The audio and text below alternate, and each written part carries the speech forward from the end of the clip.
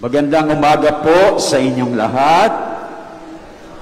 So nabanggit ko kanina na ngayong ika-17 linggo sa karaniwang panahon ay may dalawa po tayong pagdiriwang. Naalala pa po ninyo?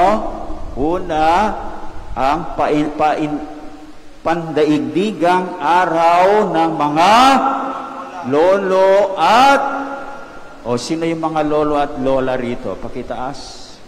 Palakpakan natin yung mga lolo at lola.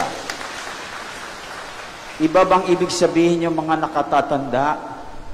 Senior citizen yun, ano?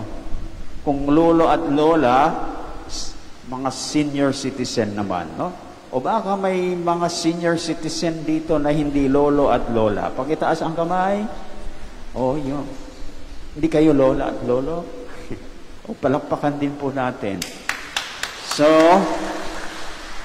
at ang ikalawa ay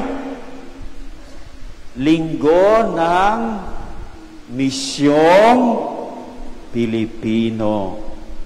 Tayong mga Pilipino ay lahat tayo ay may misyon. So ngayon, anong aral na hango sa mga pagbasang sa linggong ito na makatulong ipaliwanag o makatulong para mapaliwanag din ang dalawang pagdiriwang na ito na ating nabanggit. So ang aral ay maaring ganito: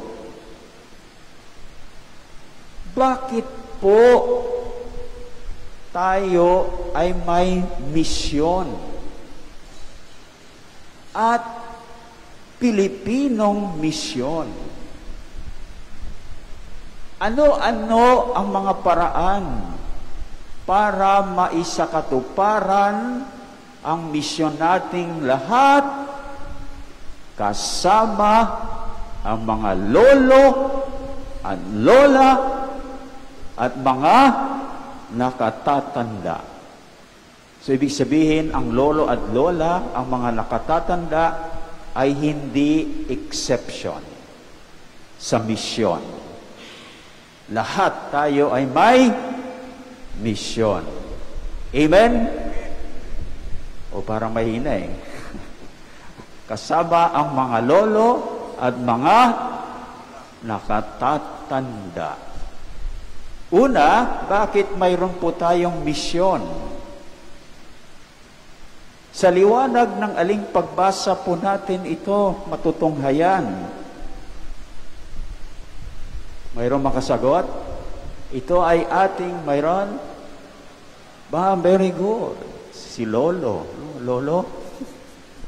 Sa ikalawang pagbasa mula sa sulat ni San Pablo sa mga taga-Epeso. Bakit? Sa liwanag ng pagbasang ito, mayroon po tayong misyon.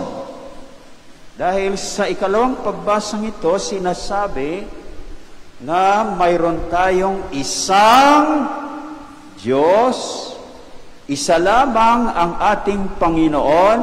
Sino yung isang Panginoon natin? Ang Panginoong Jesucristo. Isa lamang ang Espiritu. Ito yung Espiritu Santo. Isa lamang ang pananampalataya. Tama ba? Isa lang ang ating pananampalataya.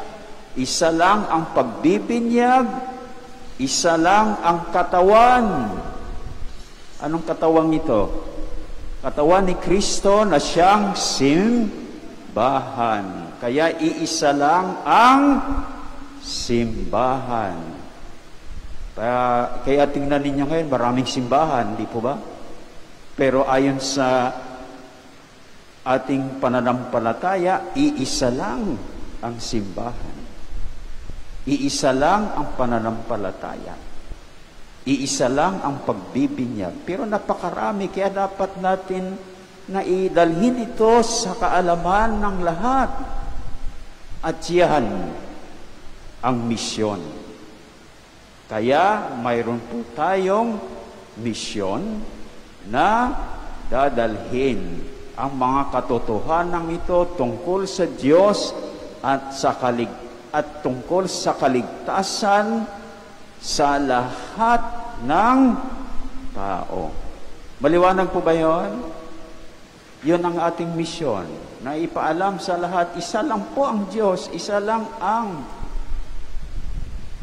Panginoon, isa lamang ang Espiritu, isa lamang ang pananampalataya, isa lamang ang pagbibinyag, isa lamang ang simbahan. At siyempre yung isang simbahan ay yung simbahang tinatag ng ating Panginoong Jesus. Ano yung simbahan na yon? Simbahan nating Katoliko. Dahil tayo ay tinitrace natin ang ating simula sa pagtatag ng Panginoon ng simbahan, na ang sino ang kanyang hinirang na pinuno. Ang unang pinuno ng simbahan ay sino?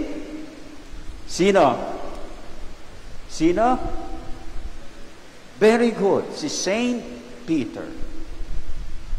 Ay tingnan ninyo yung ibang simbahan, sinong nagtatag sa kanila? Ang ating simbahan ay tinatag ng Diyos. Yung ibang simbahan, sinong nagtatag? Tao. Dapat ang simbahan ay hindi tinatag ng tao. Dapat ang Diyos.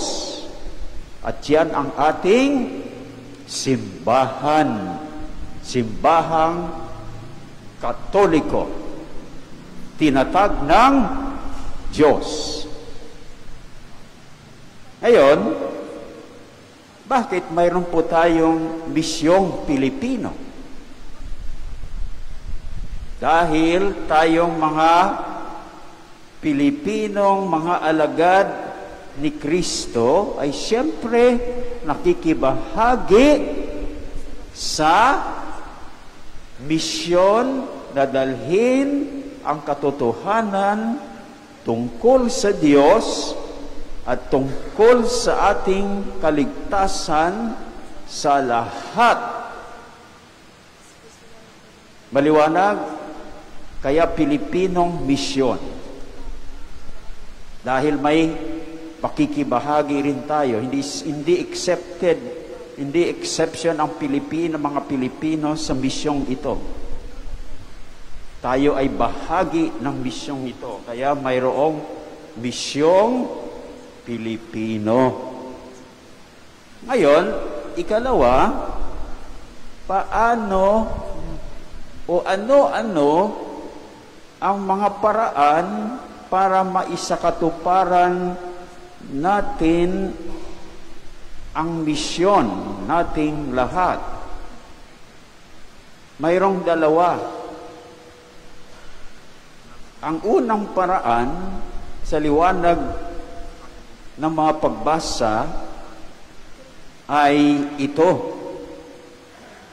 Bago busugin ang kaalaman tungkol sa Diyos at tungkol sa ating pananampalataya, busugin muna ang tiyan. Tama? Busugin ang tiyan. Dahil mahirap ipahayag ang katotohanan tungkol sa Diyos at sa ating kaligtasan sa taong gutom. Tama? So, pag gusto nating maging successful ang ating pagmimisyon, busugin muna natin ang tiyan. O, nakakain na ba kayo? Bago busugin ang kaalaman. O, sa aling pagbasa natin ito matutunghayan? Sa dalawang pagbasa ito. Sa unang pagbasa, mula sa aklat ng mga hari. O, sino ang bumusog muna dito sa katawan? Si Propeta Eliseo. May misyon siya. So sa pagsasakatuparan ng kanyang misyon, binusog muna niya ang katawan bago busugin ang kaalaman. Dahil sabi nga, mahirap turuan ang gutom ang tiyan. O yung ikalawa, saan natin matutunghayan? Sa ibang Helyo. At sino naman ang bumusog muna dito sa katawan? Ang ating Panginoong Jesucristo. So yan importante, no? Sa misyon. At kahit sa simbahan, hindi ba, binubusog muna rin natin, nagbibigay tayo ng pagkain. Dito araw-araw maraming humihingi ng pagkain. No? Siguro sa isang araw, between magto 30 to 50 na humihingi ng pagkain.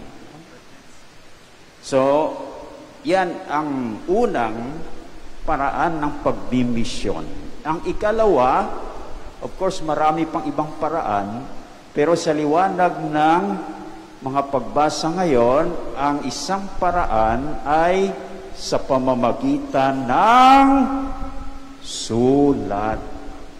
O sa aling pagbasa natin ito matutunghayan sa ikalawang pagbasa mula sa sulat ni Apostol San Pablo sa mga taga-Efeso. So dito, makikita natin sa pagbasa na si Apostol Pablo ay nasa bilangguan. Kaya tingnan ninyo, kahit na siya ay nasa bilangguan, nagmi-mission pa rin siya. Paano? Paano magmi-mission yun? Nasa bilangguan. Anong ginamit niya? Ang sulat. So nakapag-isip siya, kahit nasa bilangguan siya, ay pwede pa rin ako magmi-mission. At yun ay sa pamamagitan ng sulat, yung sulat niya sa mga taga-Efeso na narinig natin ay may kinalaman sa Diyos at kaligtasan. So, ngayon, ano naman ang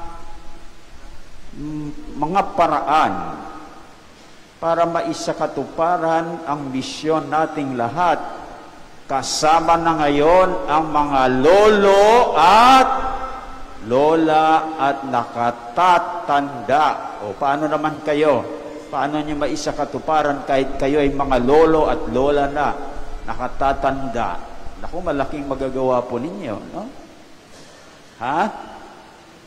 Magpapakumbaba. Tama. Ako, ito'y naranasan ko sa lola ko. Nung maliit ako, talagang lagi akong dinadala sa misa tuwing linggo. Kaya yan din ang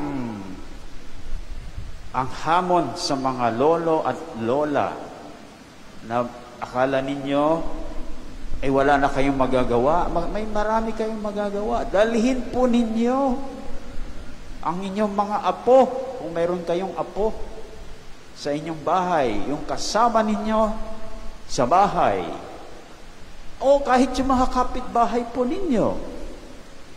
Di ba? Imbis na magchismisan lang kayo doon, ay dalhin ninyo dito. Amen?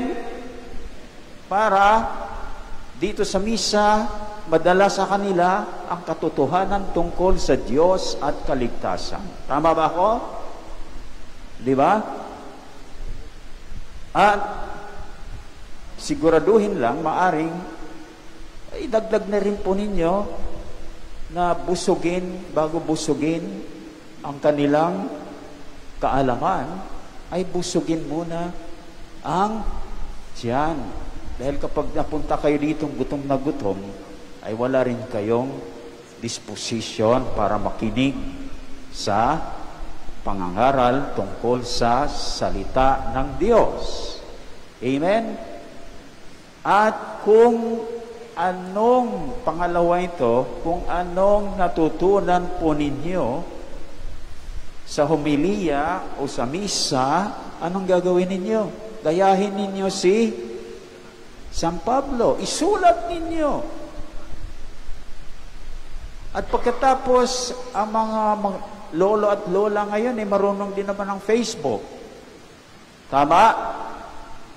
Ikaw sister, ano ba yung pangalan mo? Marunong ka mo ng Facebook? Marunong pala eh. Mga lola ngayon, lolo.